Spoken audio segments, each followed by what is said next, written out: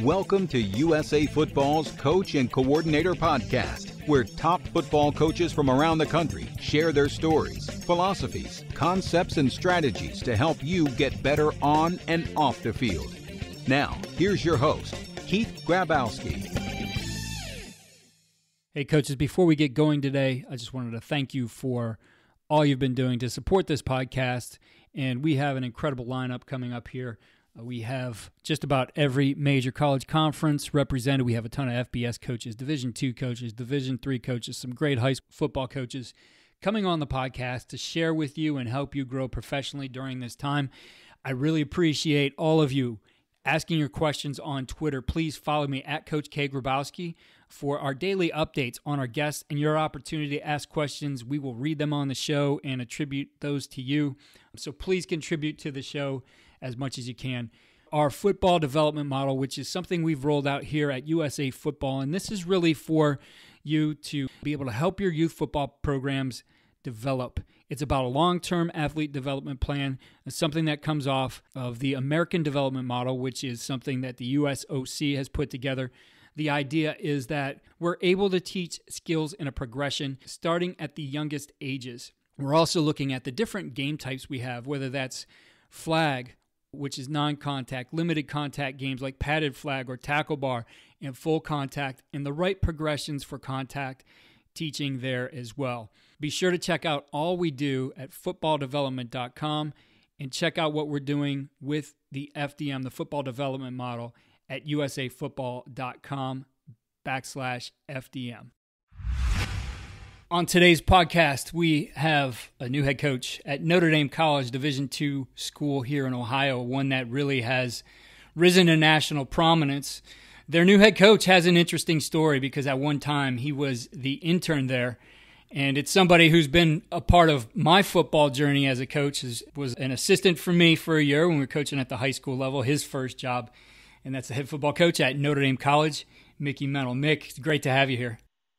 Great to be here, Keith. Thanks for having me and taking the time. Absolutely. So, Mick, before we got talking, you grew up in a football family. Football has really always been an important part of your life. Was being a coach something you envisioned at a young age, or did that develop, later as you went through college or high school? I think it's always been there. If you look at my family tree, everybody, whether it be football, volleyball, or basketball, my family has been coaches. So it's always been in the back of my head. Obviously, being the competitor I am, I was going to play it as long as I could. Obviously, that's a slim chance to play in the NFL. I was fortunate enough to be there for a day. But I've kind of got into coaching because, I want to affect people's lives and obviously be around football as much as I can. So we first met, not personally, but we're across the field from each other. I can't remember the year. What was your senior year of high school? 2003. 2003 at Sioux Falls. It was week 10 to get in the playoffs. We needed Akron Buckle to lose, and we were playing you guys to get in at Amherst. And we were playing you guys to get in. Mickey, you broke my heart. Coach Ryan had a really good game plan that day, I'll tell you that. Yes, he did. And it was one of those games, it was back and forth, and you got us on. Correct me if I'm wrong. It was, I believe, a hitch and go towards the end of the game. Yeah, hitch and go. I got flushed to the right on your sideline, and it got tipped by your defender, and Thad Holland caught it around, I think, the 5-yard line and scored. It was a big momentum shift. Yeah, that's one of those nights, just I don't know why I remember it clearly, because afterwards, we got back. There was still a chance we could get into the playoffs with some help, even with the loss. And, beginning of the night, you remember now, Joe Idol, which is the website here, unofficial one that everybody looks at to see what's happening. He projects things. We were watching it back then, and scores went in a lot slower that night. So as the night started back there, we're watching it, and we're in. And then as the scores started coming in, it was like we dropped. We're at 8, and then we were out of it. And I remember sitting there with the whole coaching staff. It was almost silent, too. Like there wasn't a whole lot of talk going on. It was somebody hitting refresh the whole night. And at the end of the night, we just didn't get in. Yeah, no, it was some really good rivalry games back in the day between us, Amherst and Avon Lake, and it was fun. That's how college football, or high school football should be, man. So I remember then it was, I think, 2008, and Coach Snell had asked me to interview for the open coordinator job, which I wanted to do, but I had just taken a job late, and they really did a lot to get me there at Brookside High School. And I went in and I told them, I said I would interview, but I don't think I can take this. I don't think it's good for either of us right now because it would, could hurt your recruiting, whatever. And we agreed and parted ways. And I remember, though, on the way out, he's walking out with me, and in the parking lot, he calls you over. He's like, "You got to meet this guy." I'm like, "Yeah, I know this guy." And, long story short, you ended up on the coaching staff with me at Brookside High School, coaching the quarterbacks and serving as a co-coordinator for me. And, that was an experience of itself. That was an incredible, probably the youngest team I've ever coached at the varsity level, because most of it, I think we had 2 seniors who started and one senior who would switch in, and our 3 seniors started, 1 would switch in, and then 1 junior, and the rest who started and played most of it were both freshmen or sophomores, a lot of them freshmen. So it was almost like coaching a JV team at the varsity level, and it was literally starting at square one, because they had been, I don't know, like a double wing or wing T team. They had never seen any spread elements before, but we were doing a lot of putting in, basic. We stayed basic, but putting in a basic form of some of the offense you guys were doing, which was, I believe, a lot of what Ian Shoemaker did at the time at BW. Correct. And no, like I tell a lot of people, that experience alone, was the most rewarding experience of my coaching career. It made me coach. Like, you got to coach everything. When we first went to Brookside, stance, start, everything. And I think if we would all stayed on staff, we were changing, the culture at Brookside, which was something really special. Oh, man, I'll tell you what, man, because I think it's prepared you for starting up a program and really having nothing. We had this tiny weight room. I want to say we had either 2 or 3 benches in there, a couple squat racks. We had to make do, and the kids were great. They bought in. They would come and do the workouts and all that stuff all summer long, but we got creative, and it was, we found somebody to donate. I don't know what we had, like 10 truck tires. We went to Home Depot. We got some iron pipes, and we would use those to bang on those tires. We'd flip the tires. We got a whole bunch of like rope. They'd pull the tires, like just these things, because we couldn't get everybody through the weight room efficiently. So it was like the core lifts and then doing some of that stuff. And before it really became in vogue, you see a lot of guys. CrossFit wasn't a thing at the time.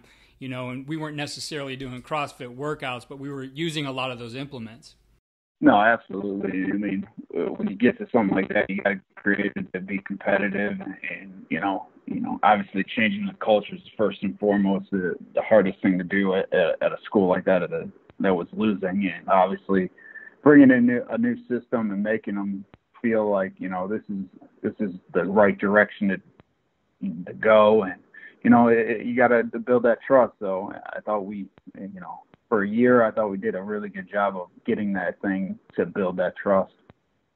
Yeah, definitely. And from there, you and I both moved on to the college level. You went to Notre Dame College with Adam Howard, who was the defensive coordinator at BW, took over to start the program there, brought you in as an intern. I moved over to BW and became the quarterbacks coach.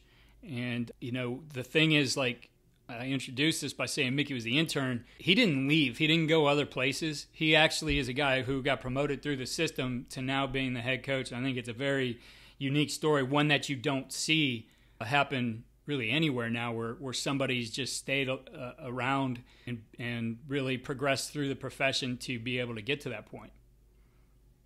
Yeah, I'm, believe it or not, I look at guys that coach my father and my uncles and Lee Tressel, and Lee had opportunities to go all over the place, and to do it at BW, to build that program to a national level. I also, had many talks in the recruiting process with Larry Karras, and, it was, I think that's something that, gets lost in translation a lot nowadays, is just staying at one spot and, building that thing to national levels. And that's kind of what I kind of try to do here.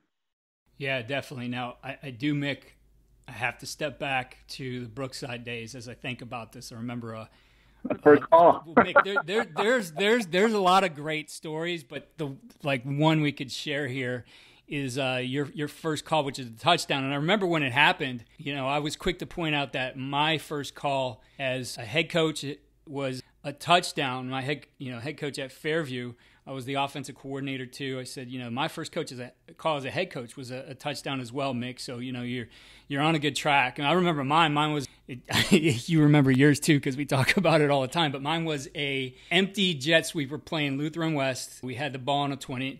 It was a 80-yard jet sweep for a touchdown. Now, jump ahead to you call the first play for us, new staff, and we're playing Avon at the time, and yours was a touchdown as well. Yeah, just for the other team. We didn't line up in the the right formation, and we triggered off the wrong guy and picked six the other way. And I looked down and I said, "Oh, this is going to be a long day."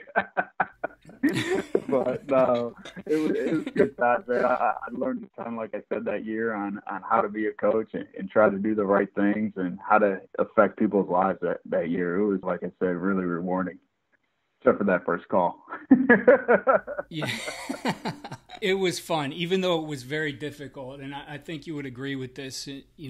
You probably do your best job coaching and coach the hardest, put the most detail into it when you don't have a lot of those weapons. You're doing everything you can to coach guys up to get them in a position that they might have some success. For sure. You got to think outside the box, but still say simple so the kids can grasp what we're trying to do and not try to reinvent the wheel and not grow in the program. So you kind of have to fight two things at once: be simple, but also be effective so the kids can actually perform at a high level. Yeah, and it was one of those things that year. We would be in games. We'd have the lead in games. And it was just one of those things that we just did not have enough weapons. We did not have enough gas in the tank. But, those kids definitely grew from the experience. And I think everybody there had a good experience. It wasn't one of those where, when you don't have sometimes when you don't have a good season, the wheels fell off. That never really happened to us. Everybody stayed together. It was actually, I think you said it, it was still, for us as coaches, we had a lot of fun. We had a really good staff, close staff, and we enjoyed the process. Correct, and that's something we talk about. The process. Before you can win, you got to learn how to win. I think we're at Brookside. We're getting to that point on. We're in games or building, but we don't know how to win until you get in those situations time and time again. You don't really know what it takes to win. So I think we're getting on the right track. Obviously, we all moved on, but I think it was something enjoyable and good lessons in coaching that year for me at least. And I remember when you first got started, Scouting Ohio was and still is one of the good tools to use as a college coach here in Ohio. And I would always joke that you were a walking, talking Scouting Ohio. If there was a recruit out there who was good, you knew all about him. You had all his contact info. You had been in contact with him. I mean, I think, in my mind, you really made a name for yourself and showed what your value was to a startup program in what you're able to do with recruiting. I think it's something you've always excelled in.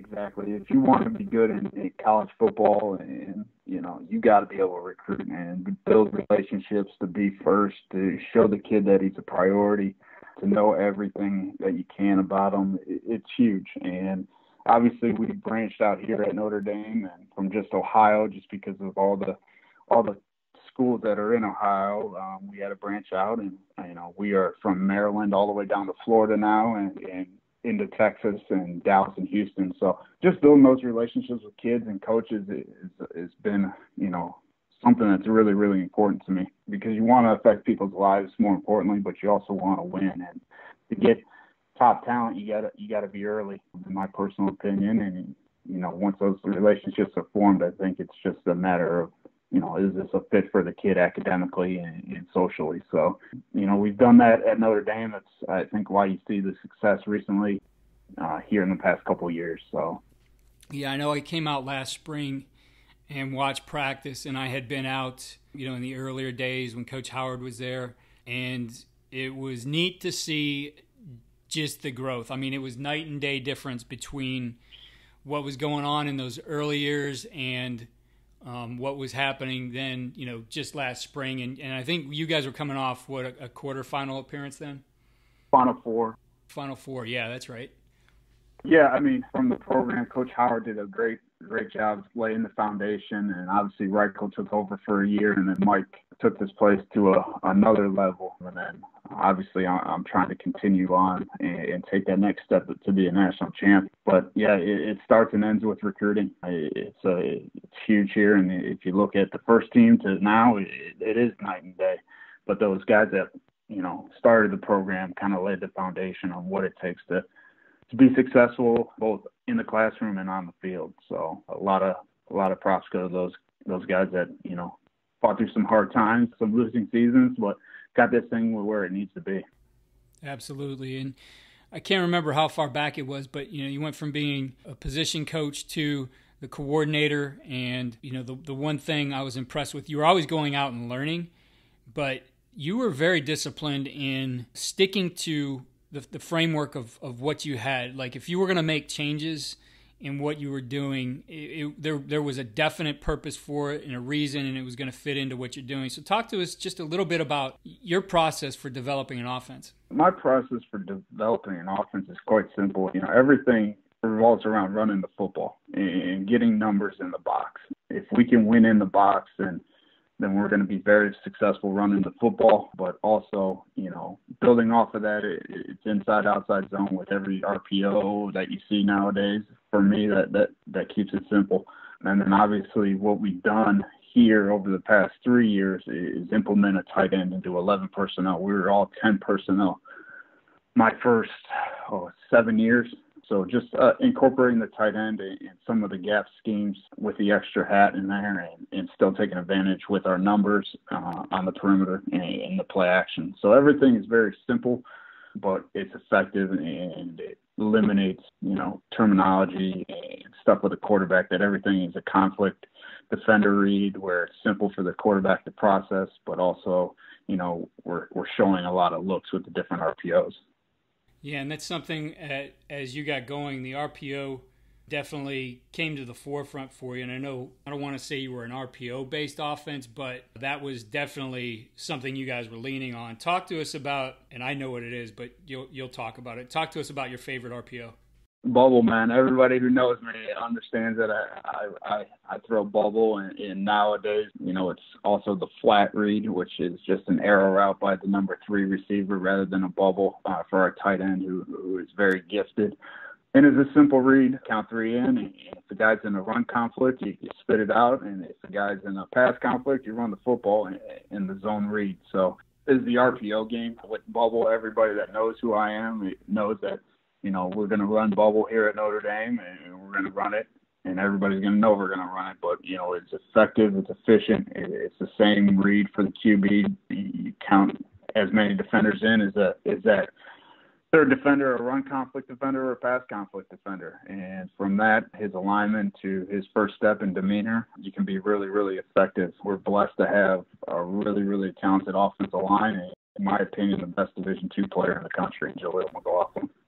Moving forward, you got Alan Estep in, and I know Alan well. He's been a guy who, man, I can think it goes back to the Amherst days. He was down the road at Oberlin College, and I would go over there every year, a couple times a year, and sit down and clinic with Alan. And, he moved on to Marietta. He and I would keep in touch, even though we were in the same conference together. We kind of would pick each other's brains about what they did against other defenses that we might be facing. So I know he's a great football mind. And so for you, what's that transition going to be like to being the head coach and, not the coordinator anymore? I'm still going to call it. But, obviously I was blessed to have, Anthony Soto, who went to become the offensive coordinator at Lenore Ryan.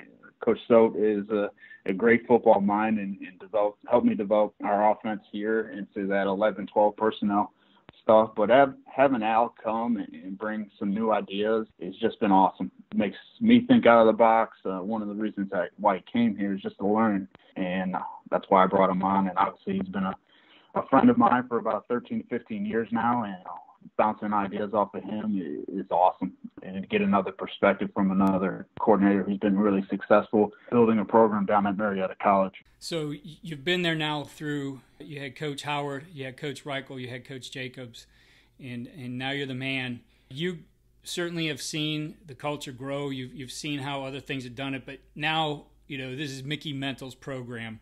Whatever had been done before, this is now your chance to put your signature on it and do things probably a little bit differently, make some tweaks here and there. So for you, what are some of those things I guess you're looking at that might be a little bit different for your program and how you operate? Nothing really changes. Obviously, you look at what Bill and Mike did and, the level they took this program to. You see the success, so you don't want to tear off of it too much. I think the thing that I'm going to bring that's a little different is just my personality. It's more, laid back with a lot of energy day in and day out. And we always talk about enjoying the process and setting your standard for the day. I really, truly believe in that.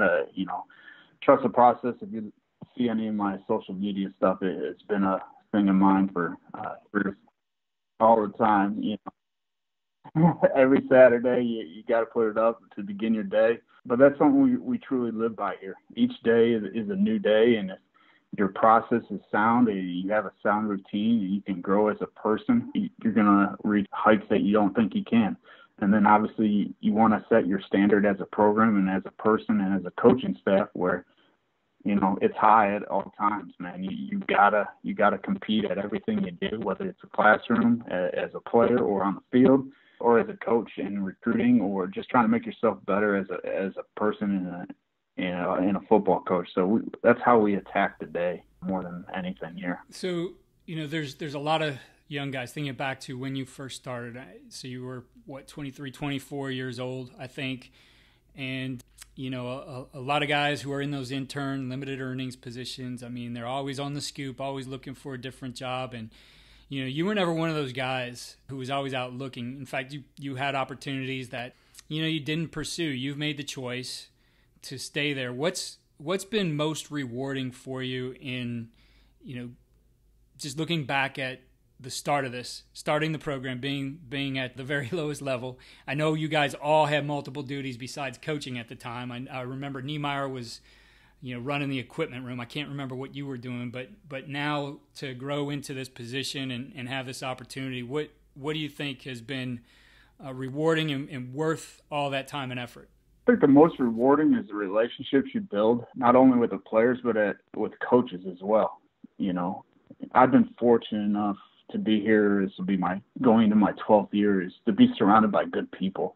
And when you're surrounded by good people, you kind of see different ways to enhance your program, what you like if you're ever a head coach or a coordinator or whatever. But I've been blessed to be around a lot of good people that have gone to Division I's or started another program up or anywhere in between. And just to be around those people and to call them my friends has been the most rewarding thing for me. And the reason you want to stay at one place is for me, is to do it in Cleveland, where I'm from. Obviously, my family's here. That's a big, big deal to me. I love being able to go see my father and my 2 nephews and niece now, which is really, really exciting. But, yeah, just do it in Cleveland is awesome. Well, it's been great to see all you've done over time, Mickey. And I can honestly say, I'm so proud of what you've done. As I've seen you be promoted all along the way, from being the intern to get a full-time job to becoming the coordinator and now the head coach. I've been somebody who's been in your corner and rooting for you the whole way, and can't say how proud I am of you. So final question for you, Mick. I ask this of all our guests, is, all the things you do. You're a great recruiter. You've done a great job on offense. You understand how to organize and build a program and build relationships. But, what's the one thing you do as a coach that gives your guys the winning edge? I think just being consistent with as much stuff and chaos and all that. is around these kids on a daily, just being a consistent person, your energy, routine, just eliminating the chaos around you, and just being that solid figure these kids can look at and become better people and better players. I think that's the thing I try to do from a daily basis, just being consistent and being solid for these kids. And just so, I know you mentioned it to our listeners before, but so they know, active areas for you guys in places where they'll find the Notre Dame coaching staff recruiting. Pittsburgh, Michigan, state of Ohio, Maryland, Virginia, North Carolina, South Carolina, Georgia, Florida, Dallas, and Houston. And those are the places you visit, of course. These guys recruit nationally, so if there's somebody who comes in or somebody you send across, they're definitely going to evaluate and look at them as well. Mick, what's the best way for our coaches to ask you questions or contact you if there's anything else they want to know? Probably Twitter, MMENTAL 7 on Twitter, and then obviously my email is MMENTAL@ndc.edu. Hey, Mick, it's always great to catch up with you. It's pretty cool to have you on the podcast here and share that story. I really appreciate you doing that. And, once things get going here again for you guys, best of luck to you and the Falcons in 2020. Thank you again, Keith, man. It's always great to talk to you and always talk football and, present new ideas for the listeners out there. Coaches, again, I want to remind you of what we're doing with the football development model.